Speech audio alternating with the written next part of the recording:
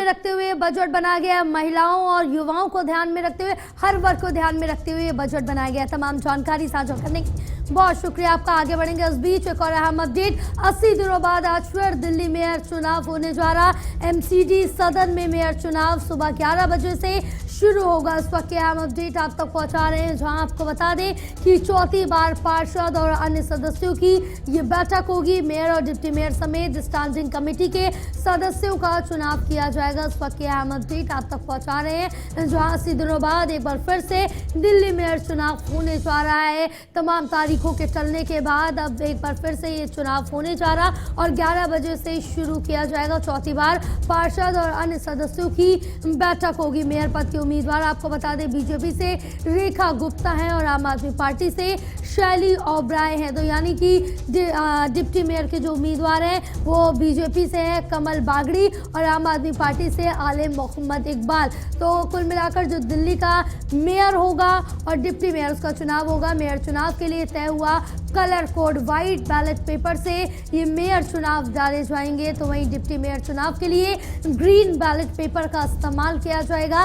इसके साथ ही आपको बताते चले इन दोनों में कलर का इस्तेमाल किया गया। स्टैंडिंग कमेटी मेंबर्स के लिए पिंक बैलेट पेपर इस्तेमाल किए जाएंगे। हमारे साथ संवाददाता केशव मोहन मिश्रा जुड़े हुए हैं। केशव, 80 दिनों बाद एक बार फिर से दिल्ली मेयर चुनाव होने जा रहा है। अब दिल्ली को ये सहमति जताई जा रही है कि आज दिल्ली को अपना मेयर मिल जाएगा। क्या हंगामे की भेंट आज सदन नहीं चढ़ेगा? क्या कुछ अपडेट है?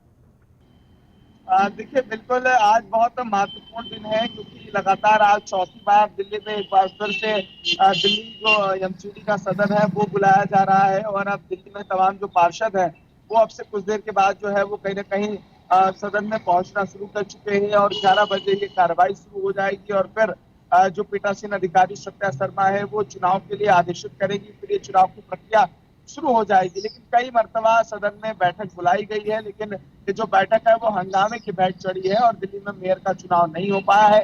लेकिन इस बार संभावना ये है कि कहीं ना कहीं सदन में हंगामा नहीं देखा जाएगा और शांतिपूर्ण तरीके से ये पूरा जो चुनाव है वो हो जाएगा। लेकिन आने वाला वक्त बताएगा, जब 11 बजे के बाद ये कार्रवाई शुरू हो जाएगी और सदन में सभी जो पार्षद हैं वो पहुंच जाएंगे, फिर धीरे धीरे जो मतदान की प्रक्रिया है वो होती हुई दिखाई देगी।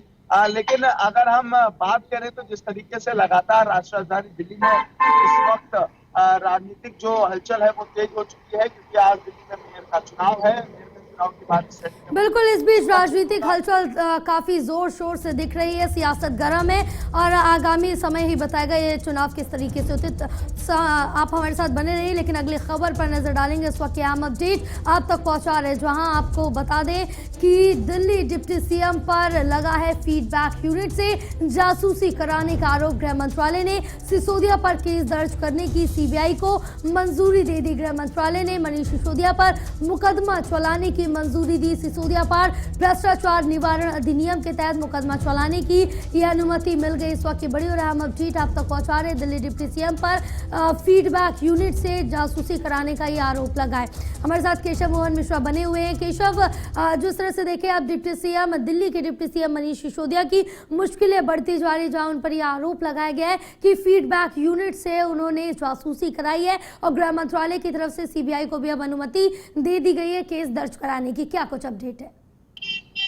देखिए, इस पूरे प्रकरण पर भारतीय जनता पार्टी ने मनीष सिसोदिया पर आरोप लगाए थे कि उन्होंने जो है तमाम भारतीय जनता पार्टी के जो नेता है उनकी फीडबैक करवाई थी, उनकी जो है जासूसी कराने का काम कराया था और देखा था कि इस पर राजनीति भी जमकर हुई थी। लेकिन अब इस पूरे प्रकरण को लेकर जो है एफआईआर एक दर्ज हुई थी, जिस पर कार्रवाई का सिलसिला शुरू हो चुका है और इस पर सीबीआई जो है वो जांच करने जा रही है कि आखिरकार क्या ऐसा हुआ था जो मनीष सिसोदिया और अरविंद केजरीवाल के द्वारा जो तमाम भारतीय जनता पार्टी के नेता है उनकी फीडबैक करवाई गई, जल्दी की फीडबैक कराने का काम किया गया, जासूसी कराने का काम किया गया। बिल्कुल, तमाम जानकारी साझा करने के लिए केशव बहुत शुक्रिया आपका। आगे बढ़ेंगे। इस बीच एक और अहम अपडेट आप तक पहुंचा रहे। कर्नाटक में G20 बैठक में शामिल हुए केंद्रीय मंत्री। इस वक्त अहम अपडेट, केंद्रीय मंत्री अनुराग ठाकुर भी शामिल हुए। दूसरी G20 फाइनेंस और सेंट्रल बैंक बैठक में शामिल हुए हैं और केंद्रीय मंत्री अनुराग ठाकुर ने FCBD बैठक में शिरकत की है। इस वक्त की बड़ी खबर आप तक पहुंचा रहे। कर्नाटक में G20 बैठक में शामिल हुए केंद्रीय मंत्री